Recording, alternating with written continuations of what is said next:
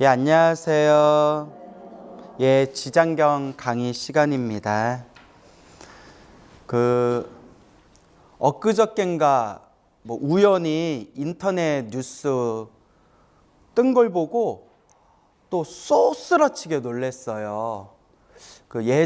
오래전에 제가 법문할 때도 몇 번 얘기했던 건데, 이번에도 네팔 알죠? 네, 네팔에 힌두교 신자들이 많아요. 근데 힌두교 신자들이 많은데 그 어느 한 마을이 있는데 거기에 5년 주기, 몇 년? 5년 주기마다 큰 벌판에서 소, 양, 닭 해가지고 수많은 짐승들을 살아있는 채 죽이는 거예요. 도사를 하는 거죠. 그리고 힌두교 신에다가 제사를 지내는 희생자라는 게 있어요. 희생해가지고 제사를 지내는. 근데 올해도 그 인터넷 뉴스에서 올해도 그 네팔에서 동물을 죽이는 희생제가 열리는데, 추정하기를 수많은 힌두교 신자들이 와서 그 제사에 참여하나 봐요. 근데 힌두교가 좀 복잡해요. 종교 중에서 가장 복잡한 종교가 힌두교래요. 워낙 파가 많아가지고, 그러니까 살생을 안 하는 힌두교파도 있지만 또 힌두교 신 중에 파괴의 신, 시바 신이나 깔리 여신 같은 파괴의 신들에게 또 제사 지내는 그런 살아있는 생명을 죽여서 제사를 지내는 파도 있나 봐요.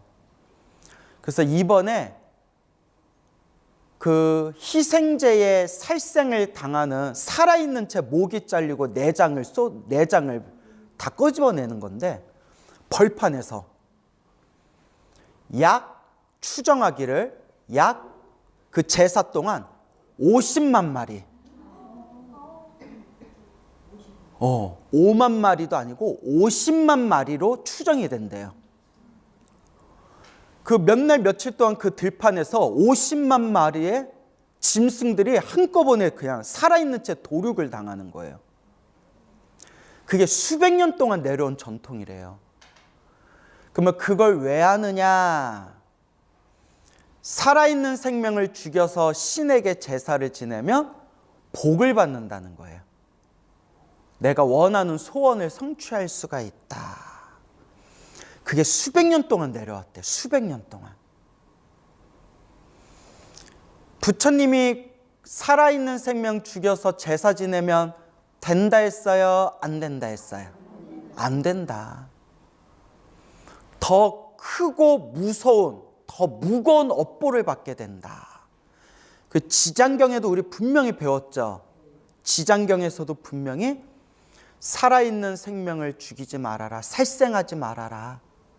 그 피비린내 냄새를 맡고 악귀들이 몰려온다. 지장경에서 분명히 배웠잖아요. 그래서 부처님 당시에 가유타이라는 스님이 계셨어요. 누구라고요? 가유타이. 굉장히 키가 크고 힘이 좋고 머리도 엄청 좋고 또 아주 잘생겼대요. 근데 이 가유타이 스님이 처음에 머리 깎고 출가했을 때 엄청나게 말썽꾸러기 스님이었대요. 정말 온갖 말썽을 부리던 스님이었다가 어느 날 큰 곤욕을 겪게 되었는데, 큰 곤욕을 겪고 있을 때 부처님이 일부러 안 도와주셨대요. 불교설에 그런 내용이 나와요. 그러니까 부처님이 다 알고 다 꿰뚫어 보지만 가유타이를 일깨워주기 위해서, 그 말썽꾸러기 스님 가유타이를 이제 그 마음을 일깨워주기 위해서 부처님께서 일부러 안 도와주셨대요. 그리고 가유타이 스님이 나중에 충격을 받았대요. 부처님이 나를 도와주시지 않고 나는 부처님한테 어떤 존재란 말인가. 이렇게 충격을 받고 부처님이 원하시던 바대로 그때서 이제 철이 든 거예요. 그때 가유타이 스님이 세상은 참으로 더덥고 무상하구나, 오로지 수행을 해야 되겠구나 해서 결국 그 말썽꾸러기 가유타이 스님이 열심히 수행을 해서 모든 번뇌가 사라진 윤회에서 벗어난 거룩한 성자, 세 글자로 뭐라고 하죠? 예, 아라한, 아라한이 되세요. 거룩한 성자 아라한이 된 뒤에 수많은 사람들을 제도를 하게 돼요. 그래서 가유타이 스님이 그 짧은 기간 동안 방방 곳곳을 다니면서 사람들에게 법을 설하고 인연 있는 사람들에게 해탈의 법을 설하셔서 가유타이 스님이 구제한 불자들이, 중생들이 헤아릴 수 없이 많을 정도였대요. 그러던 어느 날 가유타이 스님이 평소에 친분이 깊었던, 친하게 지냈던 어느 가정집에 탁발을 가세요. 가정집에 이렇게 탁발을 갔는데 평소에 친하게 지냈던 그 주인집의 주인, 남편과 부인, 주인은 멀리 출타를 한 상태였고 그 집에 며느리가 혼자 있었대. 며느리. 벌써 분위기가 이상해지죠. 며느리가 몰래 바람을 피고 있었는데 오늘 남편도 없고 시아버지, 시어머니도 안 계시니까 자기야 오늘 우리 집으로 살짝 와? 뭐 이랬나 보죠.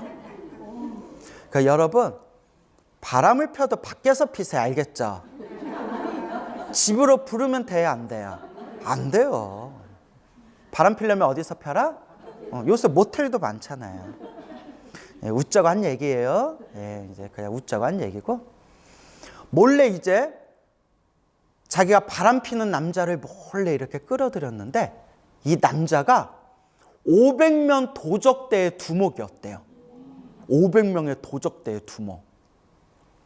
그래서 이제 그 500명 도적대의 두목이었던 그 바람 피는 그 남자를 며느리가 몰래 집으로 끌어들였는데, 아이고, 그 집에 누가 온 거예요? 가유타이 스님이 탁 온 거예요. 가유타이 스님이 탁 빨아라 딱 왔는데 이제 바람 피고 있는 걸 본 거예요. 근데 가유타이 스님이 그냥 이렇게 얘기했대요. 그 여인에게, 며느리에게, 바람을 피는 거는 나쁜 업보입니다. 다음 생에라도 나쁜 업을 받게 됩니다. 순결하고 청정한 길을 걸으십시오, 여인이여. 하고 이렇게 이제 조언을 해줬대요. 그 가유타이 스님이 그냥 이제 사원으로 돌아갔는데, 당연히 아라한이신 가유타이 스님이 고자질을 할까요, 안 할까요? 예.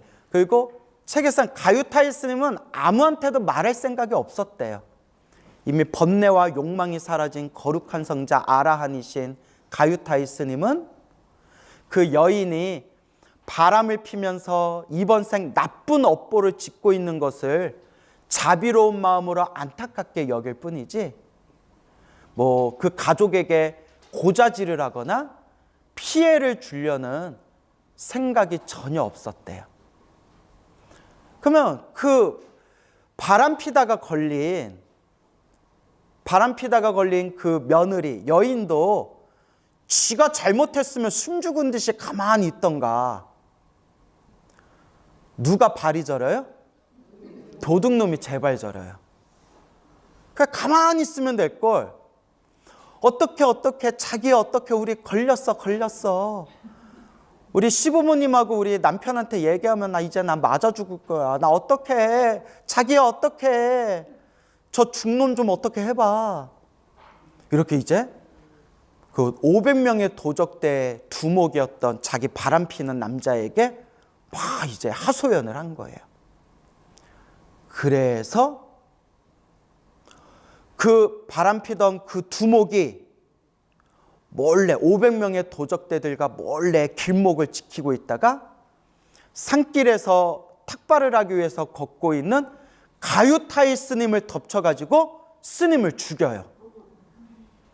아라한이신 가유타이 스님을 죽여요. 물론 가유타이 스님은 힘이 엄청나게 장사였대요. 장군 출신이라는 얘기가 있어요. 충분히 혼자서 싸워가지고 거기서 탈출할 수도 있었을 것이고, 신통력이 있는 아라한이라서 신통력으로 그곳에서 벗어날 수도 있었을 거예요. 근데 스스로 그 500명의 도적대들이 덮쳤을 때 스스로 그 죽음을 받아들여요. 그 이유는 이제 잠시 후에 나와요. 그리고 그 당시 그 나라의 왕이 가유타이 스님을 굉장히 존경했대요. 그러니까 이 500명의 도적대들이 야, 이거 어떡하냐? 이거 왕이 존경하는 가유타이라는 스님인데 야, 이거 걸렸다가는 이거 난리 난다. 어떻게 하면 좋을까? 그래서 칼로 몸을 잘게 조각을 내서 토막을 냈대요. 책에 나와요. 잘게 조각 토막을 난 뒤에 토막낸 가유타이 스님의 몸뚱아리를 똥 무덩이에다 버려버렸대요. 사람들이 못 찾게. 이렇게 이제 뭐 비료 같은 거 만들려고 옛날에 똥무더기 있잖아요. 거기다가 던져버렸대요. 그렇게 이제 모든 일이 완전 번제인 것처럼 모든 일이 다 덮인 듯 했지만 누구는 다 알고 계세요? 부처님은 다 알고 계시잖아요. 그렇게 하루 이틀인가 며칠이 지났는데 어느 날 부처님께서 사원에 가만히 앉아 계시는데 비구 스님들과 불제자들이 부처님 발 아래 모여 부처님께 여쭈어 봐요. 세존이시여, 가유타이 스님이 요새 보이지가 않습니다. 가유타이 스님이 어디에 있는지 보이지가 않습니다. 그때 부처님께서 가사를 입으시고 바리떼를 드시고 수많은 비구 스님들에게 그대들이여 가사를 입고 대가사를 입고 나를 따라오거라 하면서 부처님이 수많은 스님들과 함께 한 길로 일렬로 줄을 서서 천천히 이제 길을 걸으면서 어디로 갔을까요? 그 똥무더기에 간 거예요. 토막 난 가유타이 스님의 몸뚱아리가 숨겨져 있는 그 큰 똥덩이에 가가지고 가유타이여 내가 왔노라. 그대의 스승인 내가 왔노라.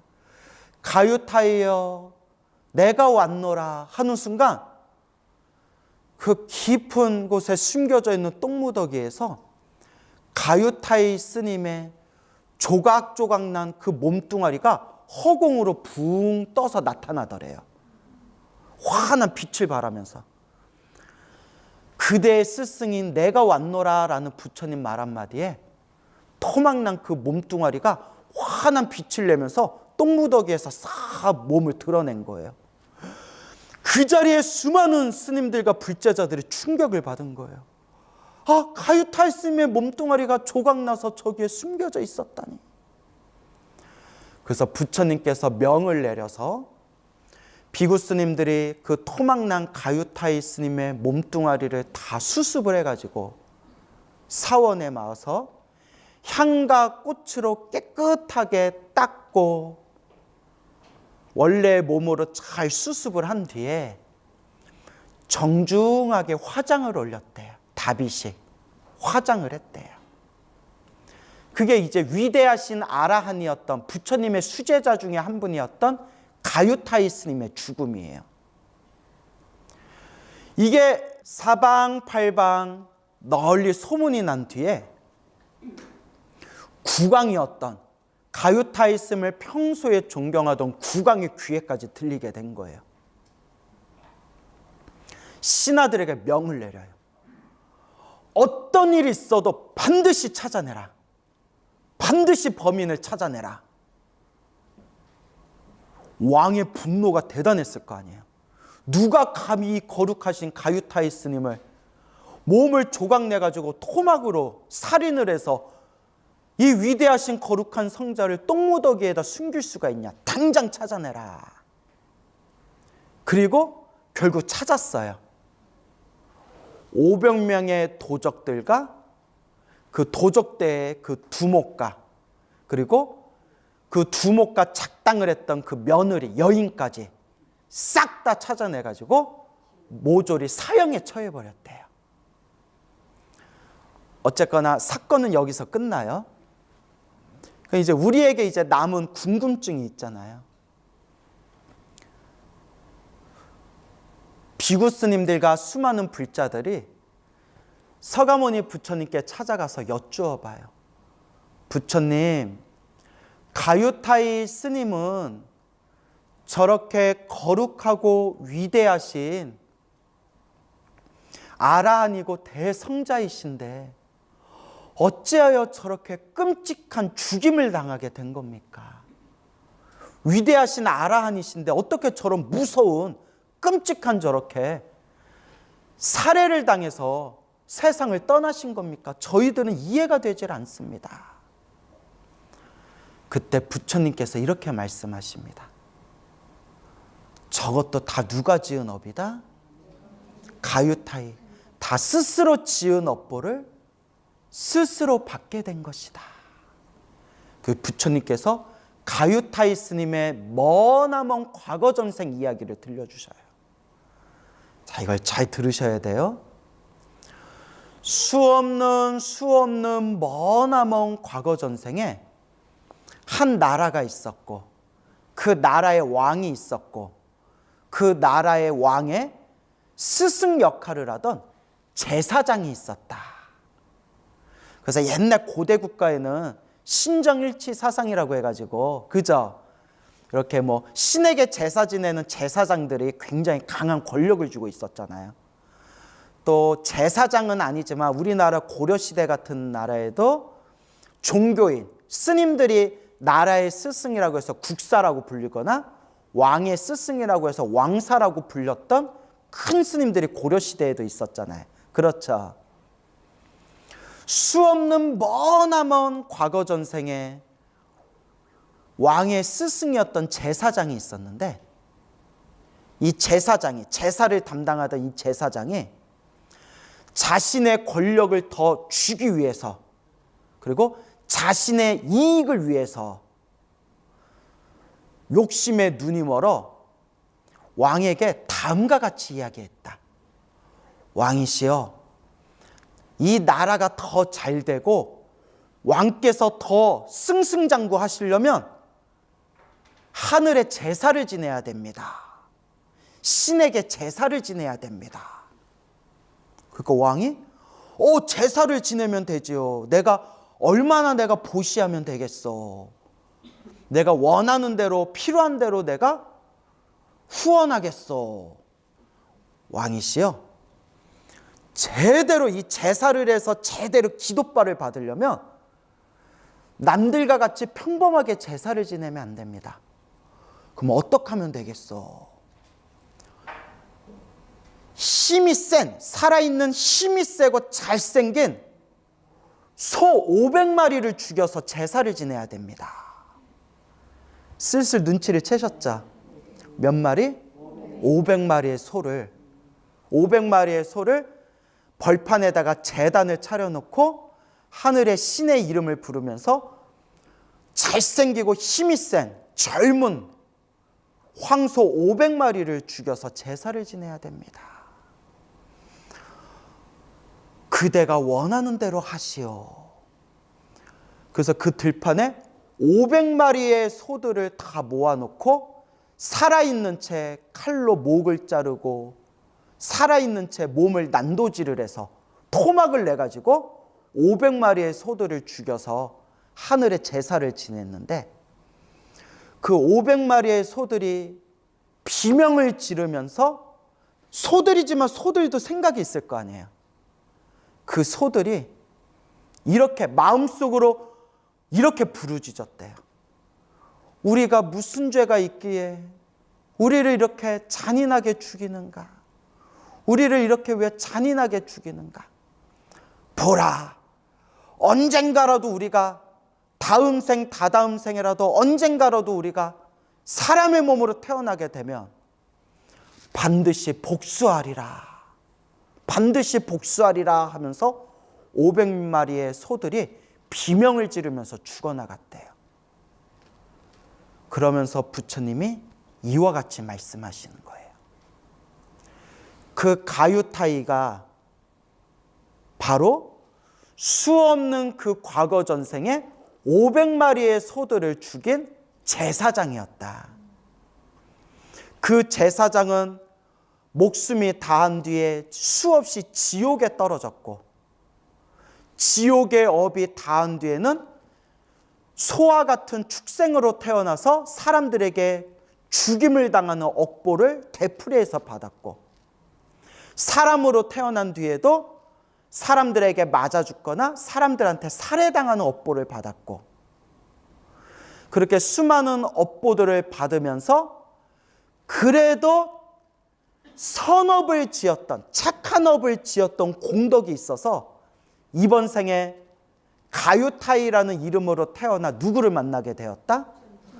부처님을 만나게 되었고, 머리 깎고 출가해서 거룩한 성자 아라한까지 되었지만, 결국 이번 생 그 제사장이었을 때, 수없는 과거 전생의 제사장이었을 때 자기가 죽였던 그 500마리의 원한을 가진 500마리의 소들을 이번 생에 만나게 되었으니 우리가 반드시 복수하리라, 반드시 우리가 언젠가라도 너한테 복수하리라 하면서 죽었던 그 500마리의 소들이 바로 이번 생에 누구다?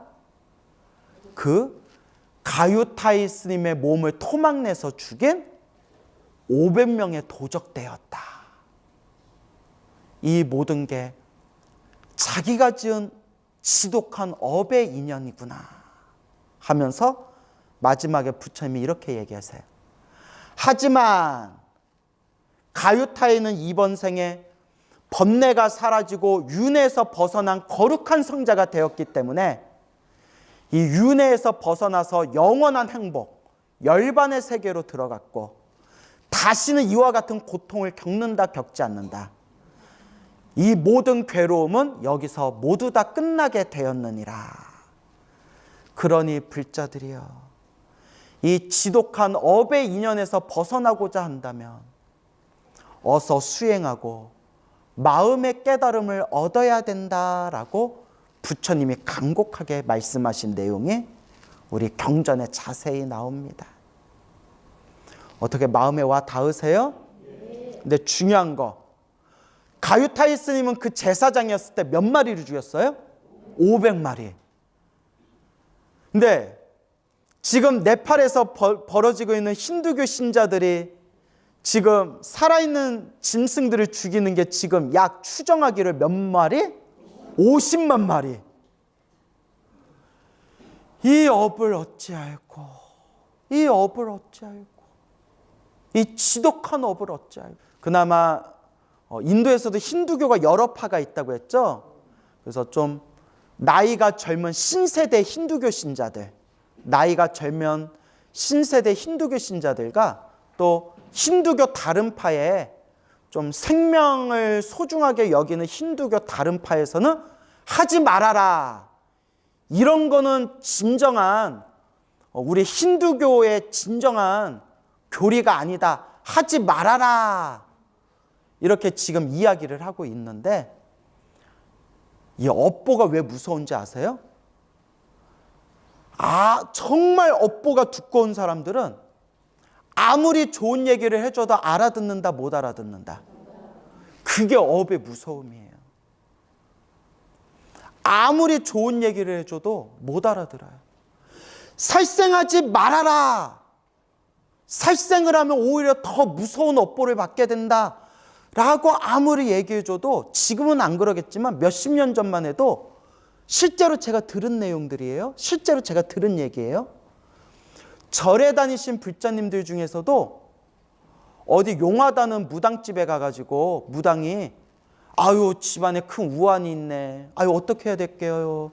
그 구슬해야 된다. 그 소 잡고 돼지 잡고 그 신령님들한테 살아있는 짐승을 잡아가지고 구슬하면 액땜할 수 있다. 요 말에 홀딱 넘어가가지고 불교 신자라는 불자님들 중에 살아있는 생명 죽여서 굿한 그런 노보살님들 실제로 내가 만나봤어요. 지금은 후회하시더라고요. 아무리 절에 다니면서 법문을 들어도 업이 너무 두꺼우면 이 어리석음을 바꿀 수가 없어요. 그래서 여러분, 우리가 이번 생에 사람으로 태어나 부처님 법을 만나고 이렇게 지장경을 공부하고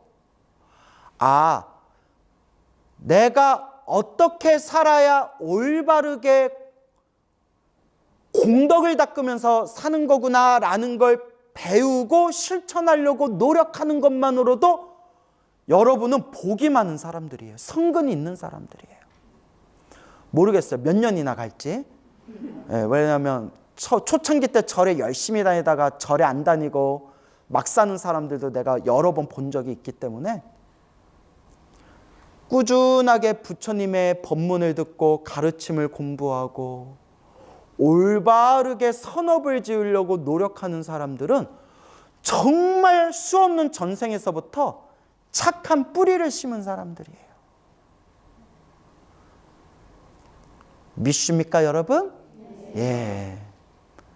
그래서 얼마 전에 그 인터넷 뉴스에 이번에 네팔의 그 약 50만 마리의 그 짐승들을 살아있는 채 칼로 난도질을 해서 죽이는 희생제, 살생의 제사가 또 열린다라는 얘기를 듣고 너무나 가슴이 아파가지고 너무나 가슴이 아파서 그래서 여러분 명심하세요. 자, 따라해 보세요.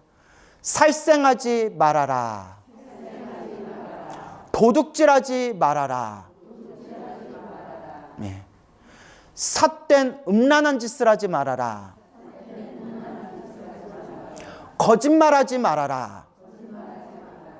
술을 포함해서 정신을 흐리게 하는 것을 가까이 하지 말아라. 이 5개만 철저히 지켜도 죽어서 하늘색에 태어난대요.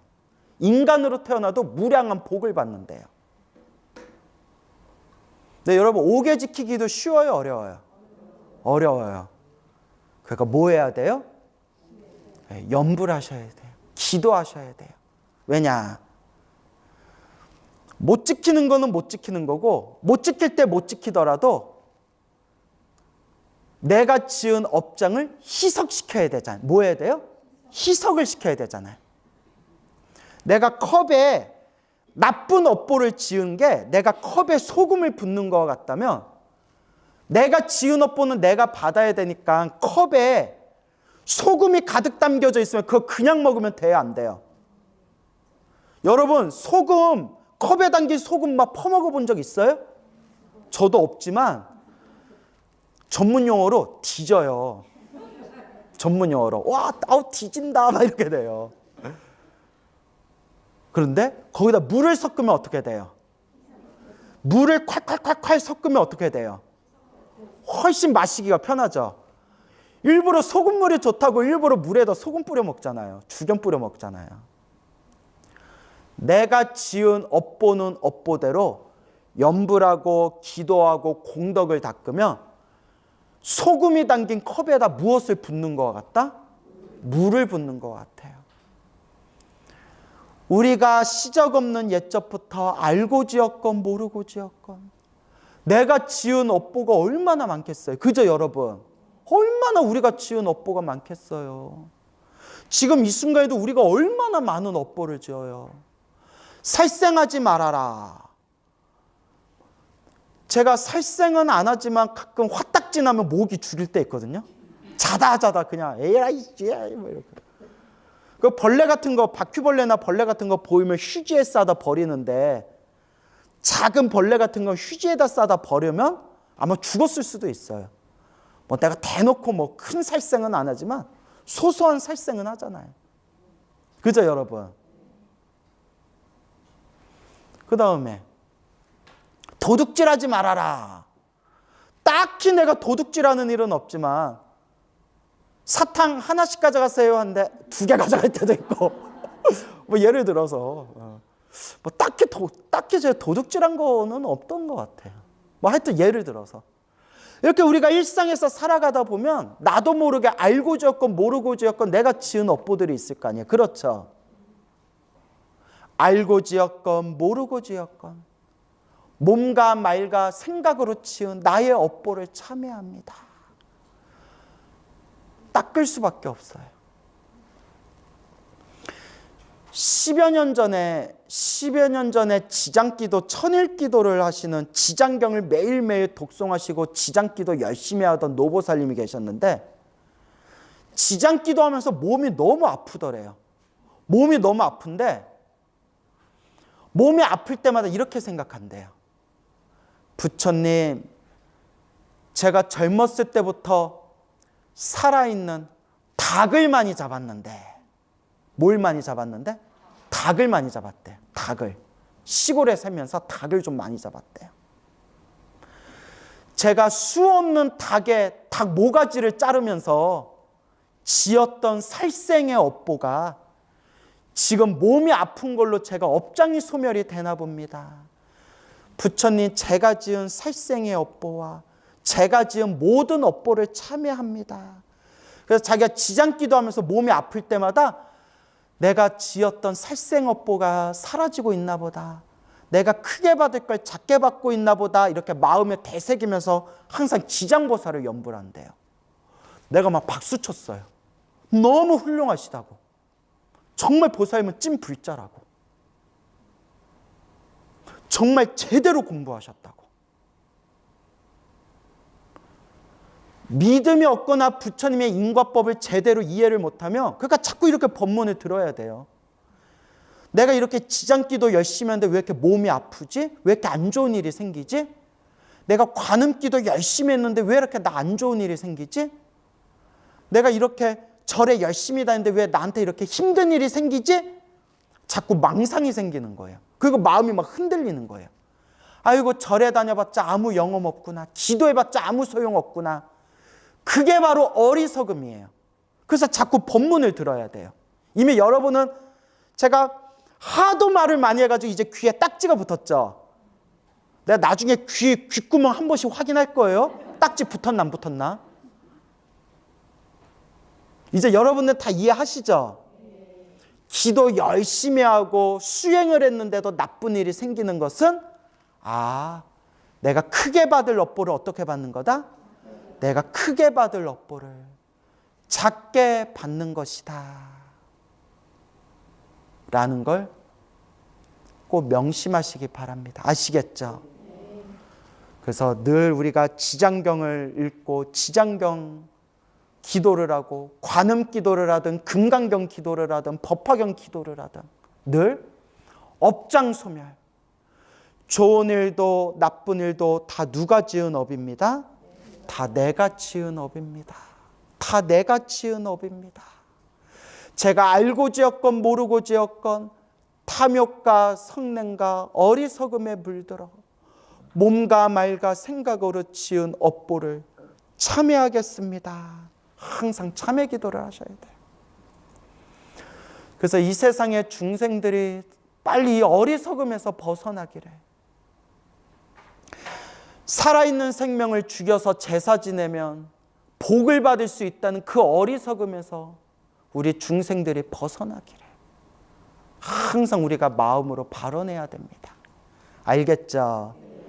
그러니까 여러분, 우리는 정법을 닦읍시다. 무슨 법? 정법. 그러면 저도 그렇지만, 여러분, 저도 그렇지만 스님들마다 사람들마다 강의하시고 법문하실 때 다 자기가 정법이래. 아니, 나도 그래요. 나도 내가 말하는 게 옳다라는 확신이 있으니까 법문하는 거 아니에요? 그러니까 스님들마다 사람들마다 다 말이 다른데 서로 저마다 정법이래. 스님, 자꾸 스님들 법문 듣다 보면 헷갈려요. 그건 제가 늘 드리는 이야기. 광우 스님을 포함해서 스님들 말도 100% 믿지 말아라.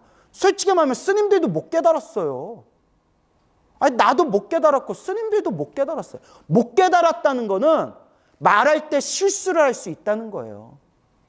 그러니 스님들 말씀을 존중하되 자기가 미륵부처다라고 하는 사이비 땡중말은 믿지 말고 그 자꾸 내 법문 위에 항상 광고가 뜨대요. 그 인간. 나중에 유튜브에다 신고를 하고 싶더라고. 누군지 눈치채셨죠? 예, 그 이상한 놈이하고. 얼굴에 영가가 덕지덕지 붙어서 혼탁하게 생겨가지고. 왜 또 그런 인간절에 또 왜 이렇게 신도들이 많대? 그것도 업장이 두꺼워서. 그 절 다니는 신도들도 업보가 두꺼워서 그래요. 얼마나 업보가 두꺼우면 그런 사이비절에 다녀요. 제 화딱지가 느껴지세요? 뭐 할 수 없죠. 그것도 자기 업인데. 혹시 이 중에 그런 절 다니는 분 있는 거 아니에요? 그러니까 내가 미륵이다. 내가 깨달음을 얻은 사람이다. 내 두 눈만 보면 모든 병이 낫는다. 뭐 이런 이상한 데 다니지 마세요. 알겠죠? 근데 그런 데 다니는 것도 자기 업보더라고요. 그래서 스님들 말은 존중하되 스님들 말도 100% 믿지 말고 무엇을 근거로 삼아라? 경전. 그래서 제가 지장경 많이 읽으셔라 말씀드린 거예요. 그냥 지장경에 나온 내용 자체가 우리 불자들이 평생 어떻게 닦아야 되는지 가장 중요한 내용이 지장경에 다 나와요. 읽으면서 느껴지시죠? 살생하지 말아라. 그러니까 인과법, 인과업보를 무섭게 여겨라. 업장이 두꺼울 때 불보살님께 공덕을 짓고 간절하게 염불해라. 요 지장경에 우리 불자들이 어떻게 닦아야 되는지 자세히 나와요. 그러니까 항상 경전을 근거로 삼아서 수행해라 라고 여러분들께 간곡하게 말씀드리는 겁니다. 알겠죠? 자, 우리 교재로 98쪽이죠? 제9 칭불 명호품. 칭불. 칭은 칭명의 중간 준말이에요. 칭명. 예, 그래서 이름을 부르다. 칭, 부를 칭자예요. 불명호. 명호는 부처님 이름을 우리가 격을 높여서 뭐라고 부른다? 명호라고 하는 거예요. 이름이란 뜻이에요. 이름. 부처님 명호를 부른다. 칭, 불명호. 부처님의 명호를 부른다. 칭불명호를 두 글자로 하면 뭘까요? 염불이에요. 염불. 염불하다. 아시겠죠? 맨날 지장경 하루에 한 번씩 읽는다는데 제목이 무슨 뜻 정도는 알아야 되잖아요. 그죠? 그때 지장보살 마하살이 부처님께 아뢰었다. 세존이시여, 제가 지금 미래세 중생들에게 이익이 되는 일을 말하여 나고 죽는 고통의 바다에서 큰 이익을 얻게 하고자 하오니 바라옵건대 세존께서는 허락하여 주옵소서. 세존이시여, 세상에서 가장 존귀하신 분 부처님이죠. 여기서 제는 누구예요? 지장보살. 과거 제가 지금 미래 세상의 중생들에게 이익이 되는 일을 말하여. 이익이 되는 일. 그래서 경전에 보면 부처님 가르침을 이렇게 표현해요. 아마 하도 유명한 구절이라서 기억나시는 분들 계실 거예요.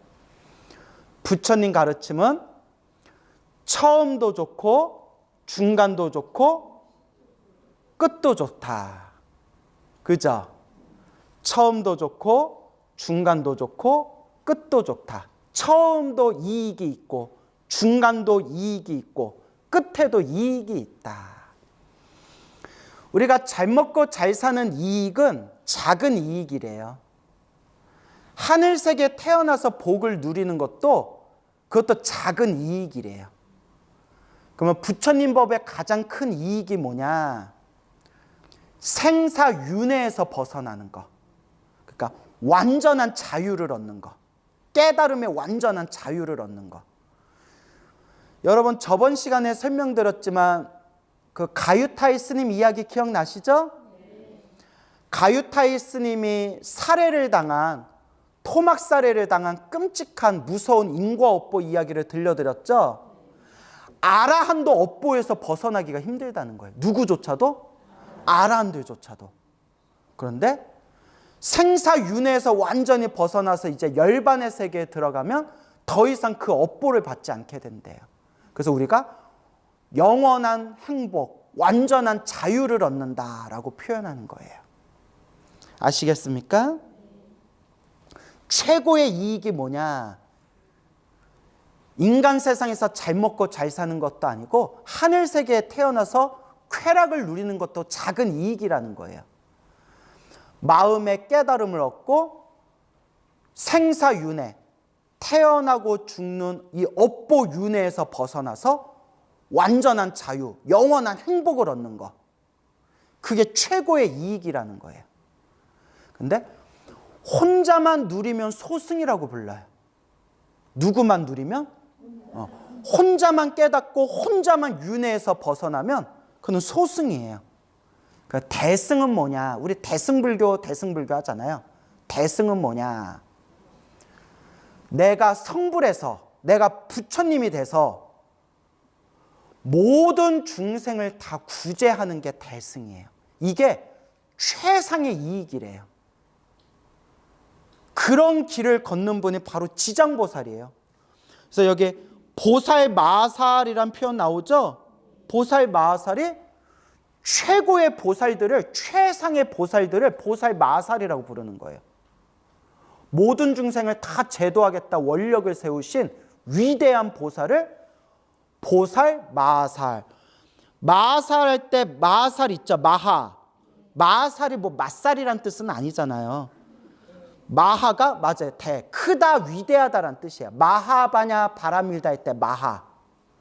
그러니까 보살들 중에서도 위대하신 분들을 보살마살이라고 부르는 거예요. 알겠죠? 우리가 일반 여자 신도님들을 보살님이라고 불러도 뭐라고는 안 불러요? 마살이라고는 안 부르잖아요. 마살은 최상의 보살들을 뜻하는 거예요. 그래서 최고의 큰 이익은 나고 죽는 고통의 바다, 윤회의 세상에서 벗어나는 게 큰 이익이고, 혼자만 벗어나는 게 아니라 어떻게 한다? 모든 중생, 맞아요. 다 같이 모든 중생을 구제한다. 그게 대승이에요. 그 대표적인 게 우리 지장보살님.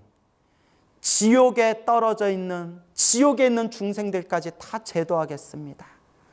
지옥이 텅 빌 때까지 성불하지 않겠습니다. 그래서 지장보살은 성불을 못한대요. 왜냐? 지옥에 텅 빌 날이 온다 안 온다? 지옥에 텅 빌 날이 안 온대요. 하도 중생들은 헤아릴 수 없이 많고 하도 업보가 두꺼워가지고 제도해도 또 지옥에 떨어지고 구제해도 또 지옥에 떨어지고. 그래서 지장보살은 영원히 성불하지를 못하신다. 근데 여기서 중요한 게 있어요. 이것도 하나만 들으면 안 돼요. 영원히 성불하지 못하는 보살님이 지장보살이지만, 왜냐하면 지옥에 텅 빌 때까지 성불을 안 하겠다고 하는데 지옥에 텅 빌 수가 없대요. 하도 중생들 업장이 두꺼워서. 그래서 영원히 성불 못하는 보살님이 지장보살이지만 지장보살은 이미 성불한 거나 다름없다. 알겠죠? 그러니까 하나만 들으면 안 돼요. 지장보살은 성불한다 못한다? 못하는데, 못하는데 이미 뭐한 거나 다름없다? 사실 성불한 거나 다름없다. 이제 이렇게 옛 큰 스님들은 설명을 하셨습니다. 지장보살 참 좋죠. 그러니까 여러분들 지장경 한 번씩 읽을 때마다 여기 책의 빈칸에다가 지장 하나씩 찍으세요. 나중에 몇 번 읽었나 보려면 지장 몇 개 찍었나 보면 되겠다. 그죠? 뭐가 또 네예요. 나고 죽는 고통의 바다에서 큰 이익을 얻게 하고자 하오니 바라옵건대 세존께서는 허락하여 주옵소서. 부처님께서 지장보살에게 이르셨다. 그대가 지금 자비심을 일으켜 무슨 심? 아라한도 거룩한 성자고 보살도 위대하신 거룩한 분들이잖아요. 아라한으로 빠지느냐, 보살의 길을 걸어서 성불의 길로 가느냐, 그게 무슨 심에서 차이 난다? 자비심. 그래서 제가 여러 번 설명을 드렸지만 또 모르는 분들을 위해서 자비하는데 자비의 정확한 뜻을 모르는 분들이 있어요. 그냥 뭐 자비하면 뭐 어렴풋하게 아는데 딱 교리적으로는 잘 모르잖아요. 그죠? 그래서 자는 따라서 사랑자, 슬플비, 사랑과 슬픔. 네, 사랑과 전쟁도 아니고 사랑자, 슬플비. 왜 사랑과 슬픔이라고 하냐? 자식을 보며 부모가 막 자식 보면 어떤 느낌이 들어요? 사랑스럽잖아요. 그래서 불보살님의 중생을 볼 때 사랑으로 바라본다는 거예요. 그래서 사랑이에요. 그리고 그러면 왜 슬플비냐? 왜 슬픔이라고 표현이 나오냐? 이게 중요해요. 요새는 이제 연민심이라고 표현을 많이 해요. 무슨 심? 연민심.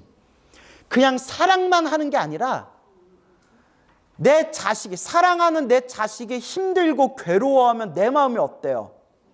슬프고 괴롭잖아요. 내 마음이 슬프잖아요. 그러니까 내 자식의 힘들어하는 모습을 보면, 내 새끼가 힘들어하는 모습을 보면 내가 너무나 슬프기 때문에 내 자식을 구제를 안 할 수가 없는 거예요.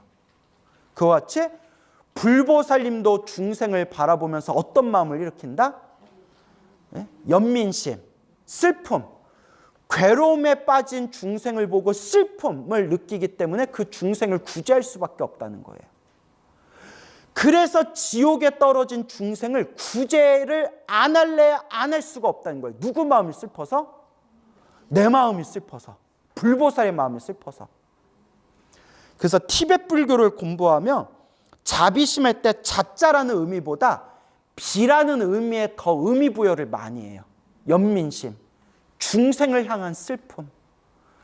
지장보살은 왜 지옥에 있는 중생을 구제할 수밖에 없느냐? 본인이 슬프기 때문에요. 중생의 지옥에 떨어진 그 모습, 괴로움에 떨고 있는 그 모습이 너무나 안타깝고 슬프기 때문에. 그래서 무슨 심이라고 했어요? 연민심. 그래서 그 연민심 때문에 성불하기를 발언한대요. 성불하려고 성불하는 게 아니라 너무나 고통에 빠진 중생을 향한 슬픔 때문에 중생을 다 제도해야 되기 때문에 내가 뭐 하겠다? 성불하겠다. 그게 이제 연민심. 그래서 사랑자, 슬플비, 자비심이라고 부르는 거예요. 알겠죠? 그래서 중생을 향한 사랑과 중생을 향한 연민이 자비심이라고 부르고요. 여기서 한 걸음 더 나아가서 그래서 자비심을 가지고 위없는 깨달음을 얻겠습니다. 부처님과 똑같은 깨달음을 제가 성취하겠습니다 라고 했대.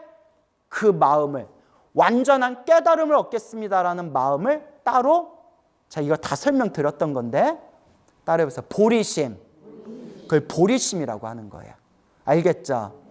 그러니까 자비심이나 보리심이나 뭐 퉁치면 그 뜻이 그 뜻이지만 또 이렇게 구분을 해보자면, 그러니까 뭐 이런 거 있잖아요. 나나 너나 똑같은 인간이지만, 퉁치면 인간이지만 나는 남자고 너는 여자고 이렇게 또 구분하듯이 자비심이나 보리심이나 결코 거룩한 하나의 마음이지만 굳이 이렇게 디테일하게 나누자면 중생을 향한 사랑과 중생을 향한 그 연민심, 그걸 무슨 심이라고 부르고? 자비심이라고 하고, 그리고 중생을 다 제도하기 위해서 내가 완전한 깨달음, 위 없는 깨달음을 얻겠다. 내가 부처의 깨달음을 얻겠다라는 마음은 또 무슨 심이라고 표현한다? 보리심이라고 표현하는 거예요. 그렇죠. 조금 더 클 수도 있고 뭐 어떤 관점에서 바라보냐에 따라서. 하여튼 근데 예수님들이 자비심과 보리심은 결국 나눌 수는 없다라고 했어요. 알겠죠? 남자나 여자나 똑같은 인간이잖아요.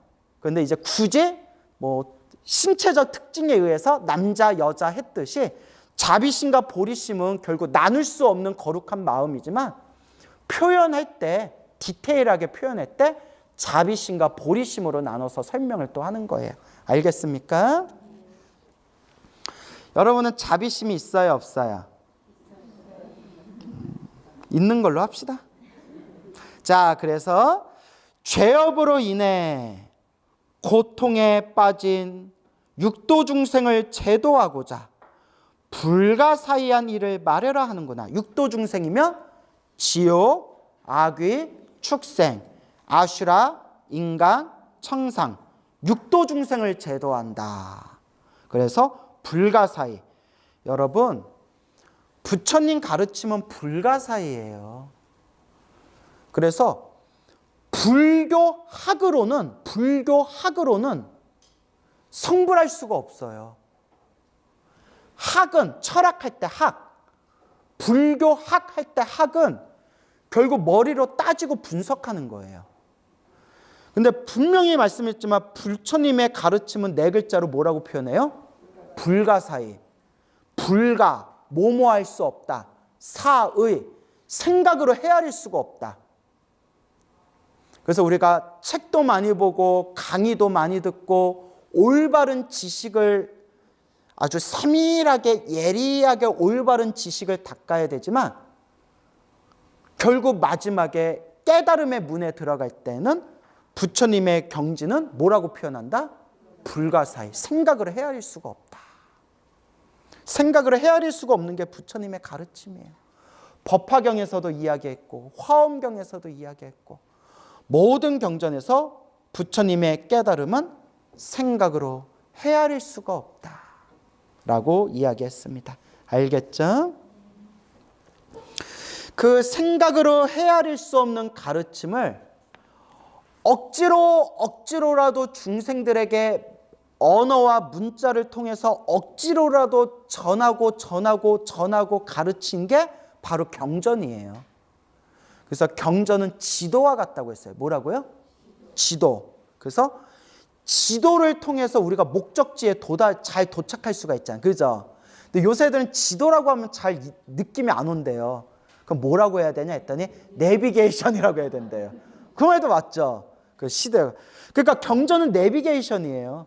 내가 목적지에 올바르게 갈 수 있게 가르쳐주는 내비게이션인데 문제는 실제로 목적지에 도착하면 지도와 내비게이션에 나온 모습과 실제 간 모습이 같아요, 달라요? 다르잖아요. 풍경이 다르잖아요. 지도에 그려진 모습이나 내비게이션 3D로 나타난 모습이랑 실제로 길과 건물이 비슷한 한데 다르잖아요. 깨달음도 그와 같다는 거예요. 언어 문자는 지도와 내비게이션과 같을 뿐이고 실제로 완전한 깨달음을 얻으면 언어 문자도 결국 버려야 된대요. 그게 금강경에서 얘기한 섬에 도착하면 바다를 건널 때 쓰던 무엇을 버려야 된다? 뗏목을 버려야 된다 라고 이야기하고 있는 거예요. 알겠죠? 그러니까 여러분들도 완전한 깨달음을 얻으면 지장경을 버려야 돼요. 근데 지금 버리면 돼요, 안 돼요? 지금 버리면 큰일 나요. 언제 버리라고요? 깨달으면. 완전히 깨달으면. 근데 지금은 버리면 된다, 안 된다? 큰일 나요. 지금은 의지해야 돼요. 근데 참선하는 사람들은 참 이상해요. 못 깨달았는데 벌써 버리래요. 이렇게 참선 강의하시는 분들 이렇게 듣다 보면 못 깨달았는데 벌써 버리래요. 심지어 경전 믿지 말라는 사람도 내가 유튜브 강의에서 봤어요. 그래서 차단 이렇게. 마구니 세법이에요. 마구니 법이에요. 마구니 법. 그 여러분 버리지 말라는 게 아니라 언제 버려라? 근데 그냥 깨달으면 하고 표현하지 마세요. 왜냐하면 예전에도 얘기했는데 깨달음도 등급이 있어요, 여러분. 깨달음이 등급이 있어요. 경전에 나와요.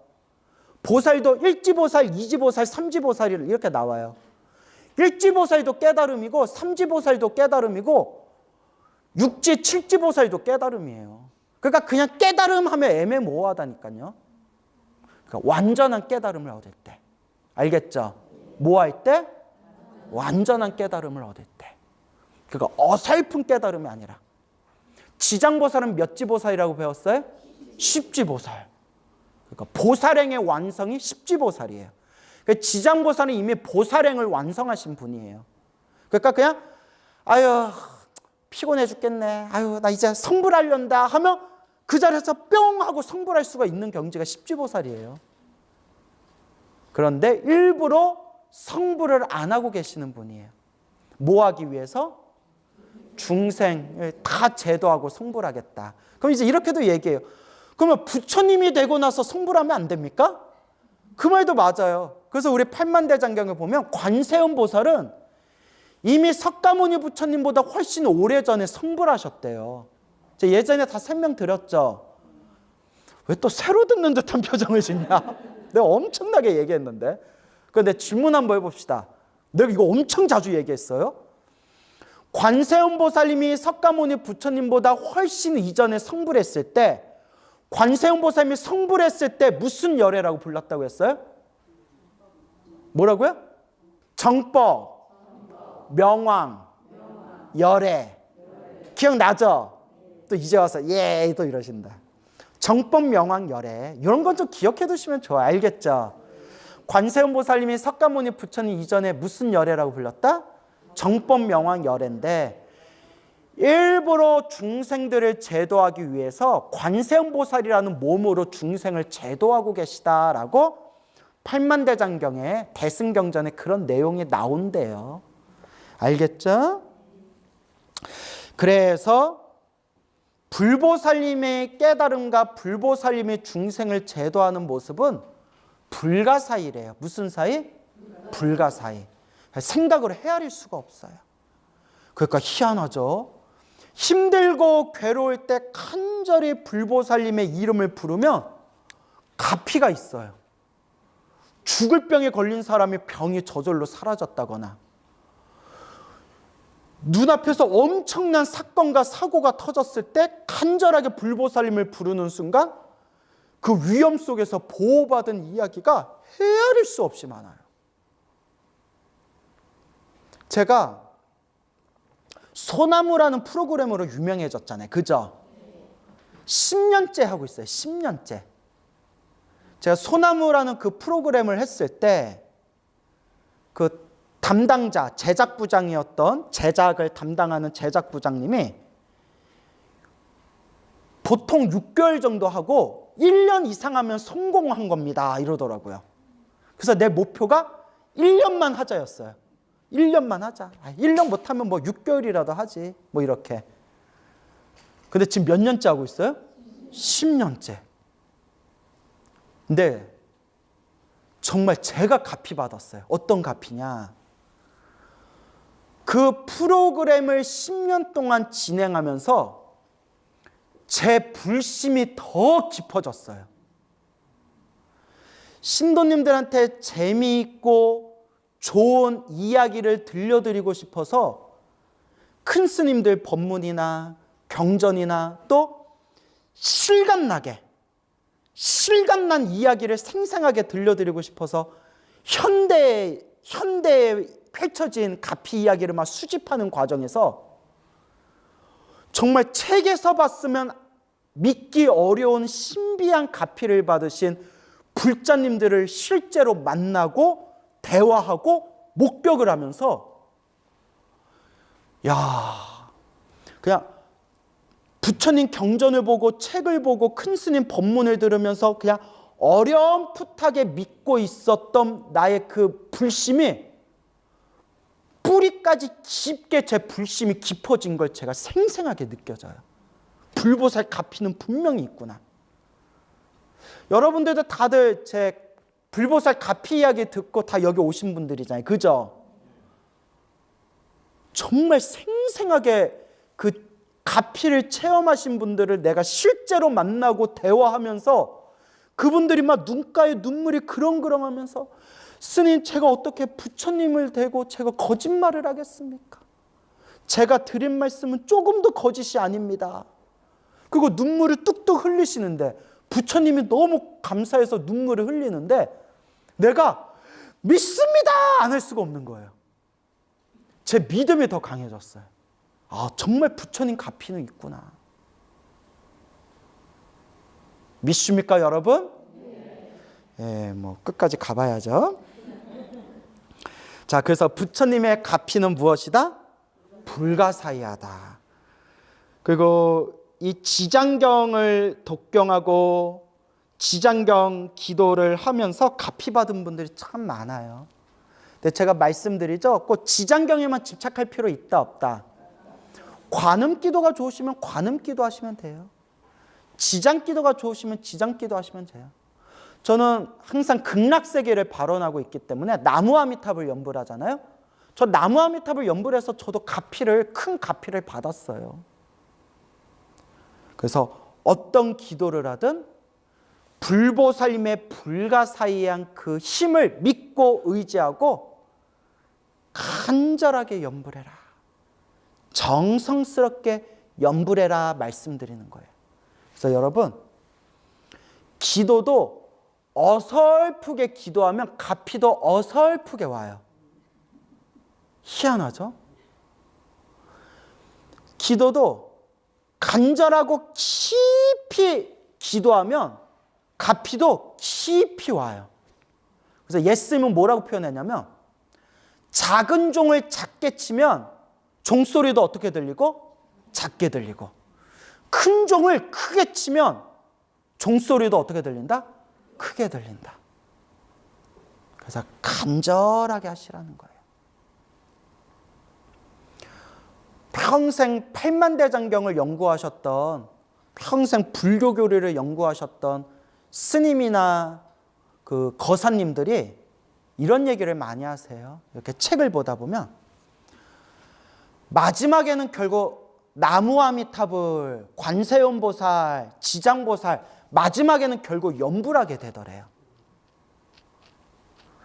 나이가 들면 들수록 불교 책으로 따지고 공부한 불교 공부한 게 나이 들면 나이 들수록 그게 힘을 쓰지를 못하더래요.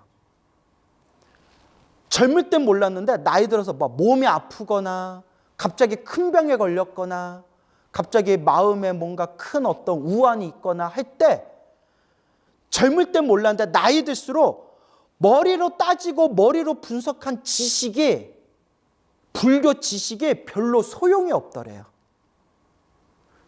결국 뭐 하게 되더라? 연불하게 되더라. 동감하십니까? 그러니까 이제 연불을 많이 하세요. 알겠죠? 그대가 지금 자비심을 일으켜 죄업으로 인해 고통에 빠진 육도 중생을 제도하고자 불가사의한 일을 말하려 하는구나. 지금이 바로 그때이니라. 마땅히 속히 빨리 말하여라. 나는 곧 열반에 들 것이니. 그래서 요 구절 때문에 예스님들은 뭐라고 해석하셨냐면, 그러니까 예스님 해석이에요. 현대 불교학에서는 말하는 게 아니라 옛날 스님들이 이 지장경이 법화경을 설법하고 난 뒤에 설하신 거다라고 얘기하는 분들이 있어요. 무슨 경을 설하시고?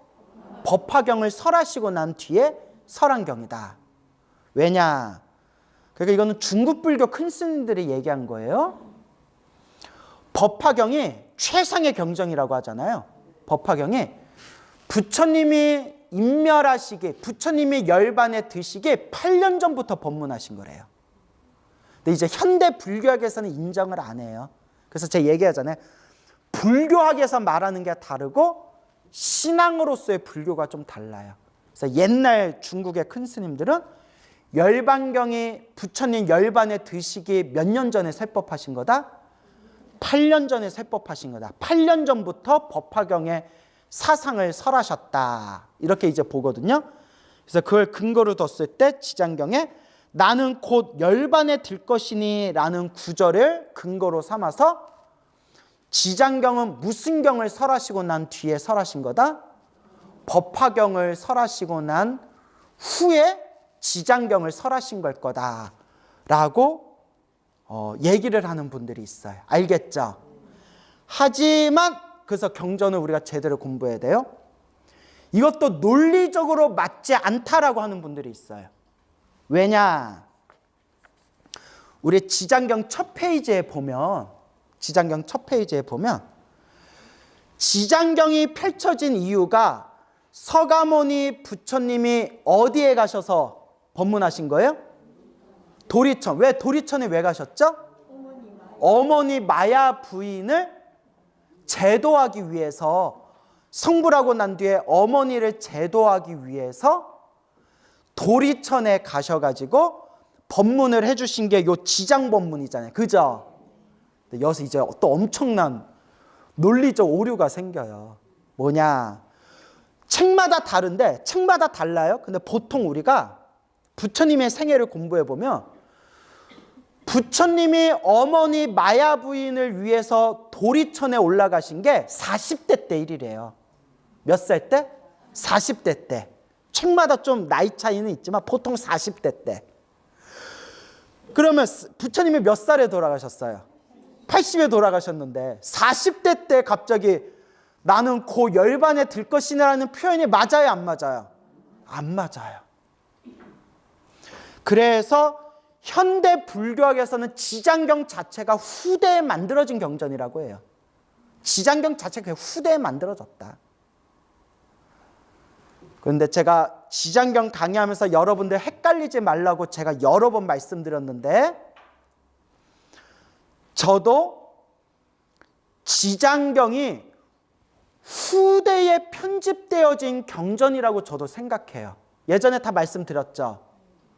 저도 지장경이 석가모니 부처님이 실제로 역사 속에서 실제로 설하신 법문이기보다는 후대에 편집되어지고 만들어진 경전일 가능성이 크다라고 저도 생각해요. 근데 그거와 별개로 지장경이 언제 만들어졌냐와 별개로 저는 지장경 가피와 영험을 믿는다, 안 믿는다? 100% 믿어요. 체험을 했고 체험하신 수많은 분들을 뵀기 때문에. 그래서 제가 꼭 말씀드리는 거예요. 경전 공부하고 불교 공부할 때 불교 학으로서의 불교와 신앙으로서의 불교의 선을 좀 그어야 돼. 알겠죠? 예. 그래서 이렇게 실제로 지장경을 보면 후대에 만들어졌을 확률이 커요. 실제로. 그래서 후대에 편집되고 만들어져서 앞뒤 말이 안 맞는 부분이 있어요. 왜냐면 자꾸 후대에 짜깁기가 되다 보니까. 근데 그런 거 너무 따질 필요 있다 없다? 신앙으로서의 불교로서 지장경에 기도하고 염불하고 독경하고 부처님의 가피를 발언하는 사람들은 이게 언제 만들어졌냐 이런 거 따질 필요 없다고 제가 여러 번 얘기했죠. 중요한 거는 지장경을 독송하고 지장보살 염불을 했더니 가피가 있다 없다? 정말 불가사의한 에너지가 있다. 그게 중요해요. 여러분, 전기가 어떻게 전기가 생겨서 전구에서 전기가 나오는지 여러분 과학적으로 다 알아요, 몰라요? 모르잖아요. 아는 분 있어요? 없어요. 모르지만 스위치 누르면 뭐가 나와요? 전기가 나오고 우리가 써먹고 있잖아요. 불교가 그런 거예요. 부처님의 가르침, 경전의 역사 이런 거는 우리가 모르지만 믿고 의지하고 외우고 기도하고 염불했더니 불가사의한 힘이 있더라 없더라? 있더라. 그래서 저는 좀 여러분에게 신앙으로서의 불교를 계속 강조하는 게, 불교 공부하다 뭐 지장경은 후대에 생긴 거다, 문헌학적으로 후대에 편집된 거다, 이런 얘기 듣고 그런 얘기도 있고 그런 얘기가 사실일 수도 있지만 헷갈리지는 말아라. 헷갈릴 필요 없다. 지장경이 언제 생겼건 지장경을 믿고 독송하고 기도를 했더니 정말 불가사의한 가피를 체험하신 분들이 수백 년 전부터 지금까지 역사 속에서 증명하고 있다. 그러니까 전기가 어떻게 생겼는지는 우리가 모르지만 전기를 써먹고 있듯이 지장경이 뭐 후대에 생겼고 언제 생겼고 이런 얘기 듣더라도 헷갈리지 말고 지장보살 믿고 의지해라 라는 말씀을 강조하기 위해서 헷갈리지 말라고 제가 이렇게 이제 강조해서 말씀드리는 거예요. 제 의도가 이해 가세요? 예.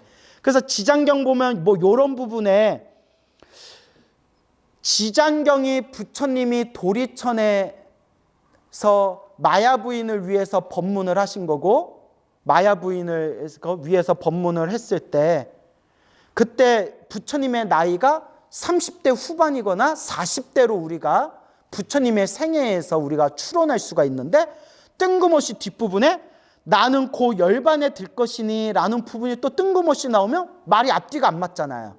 그래서 여러분 저도 이제 제가 책을 많이 봤을 거 아니에요. 책을 보다 보면 이런 부분에서 서로 말이 안 맞는 내용이 나오잖아요. 그럴 때 이제 옛 중국의 큰 스님들은 팔만대장경에 있는 모든 경전이 부처님이 직접 설하신 거다라고 믿고 전제를 깔았기 때문에 이런 부분을 온갖 천재적인 머리를 이용해서 이걸 어떻게든 합리화시키셨어요. 이거는 어떤 이유가 있고 어떤 연유가 있고 그러니까 중국 불교 스님들도 경전을 보면서 앞뒤가 안 맞는 내용을 보면 그걸 어떻게든 그걸 풀고 조립하고 종합하고 분석하면서 불자들에게 납득을 시켰거든요. 근데 이제 제가 얻은 결론은 그냥 글, 문장, 단어와 글자와 문장 하나하나에 너무 집착하지 말고 그냥 말하고자 하는 의도가 무엇인가 그것만 파악하고 넘어가자고요. 알겠죠? 예. 그냥 여기서 말하고자 하는 의도가 무엇인가. 그래서 만약에 부처님은 한 나이 40의 젊은 나이에 도리천에 올라가셨는데 지장경 뒷부분에 나는 고 열반에 들 것이니 왜 이거 말이 다른 거지? 이거 뭐 어쩌자는 거지? 이거 뭐 하자는 거지? 나는 이게 풀릴 때까지 나는 더 이상 나는 불교 수행을 하지 않겠어. 이래버리면 죽도 밥도 안 돼. 알겠죠? 그냥 우스갯소리로 부처님이 지금 나이가 40이신데 아직 돌아가시려면 한 40년은 남았는데 우리 불자들한테 야, 나 이제 얼마 안 있으면 떠날 테니까 지장보살 얘기 좀 잘 들어라고 그냥 우리들 일깨워 주려고 이런 표현을 쓰셨나 보다. 뭐 예를 들어서 알겠죠? 그러니까 그런 식으로 요 문장에서 말하고자 하는 교훈이 무엇인가 그냥 그 정도만 이해하고 넘어가시면 돼요. 알겠죠? 예. 그래서 나는 고 열반에 들 것이니 근데 부처님의 생애 입장에서 보면 몇 년 남으셨어요? 한 40년 남으셨어요. 근데 이런 거 너무 따지면 된다 안 된다? 따지면 안 돼요. 죽도 밥도 안 되더라고요. 말하고자 하는 의도가 이제 이렇게 표현해요. 부처님이 고 열반에 들 것이고 고 열반에 들기 전에 지장보살한테 말해라, 빨리 말해라 라고 하셨죠. 부처님이 이미 지장경에 나온 내용이에요. 당신이 열반에 드시고 미륵부처님이 다시 출현할 때까지 당신의 뜻을 누구에게 부촉하겠다는 표현이다? 지장보살에게 부촉하겠다는 표현이다. 이렇게 이제 해석해 볼 수 있습니다. 알겠죠? 그대가 원을 다 이루게 되면 나 또한 현재와 미래의 모든 중생들에 대한 근심을 놓게 되리라. 그래서 여기서 나는 고 열반에 들 것인데 지장보살이요. 그대가 원을 다 이루게 되면 나 또한 열반에 든다 하더라도 근심한다, 근심하지 않는다. 현재와 미래의 모든 중생들에 대해서 내가 근심하지 않을 것이다. 누구를 믿으니까?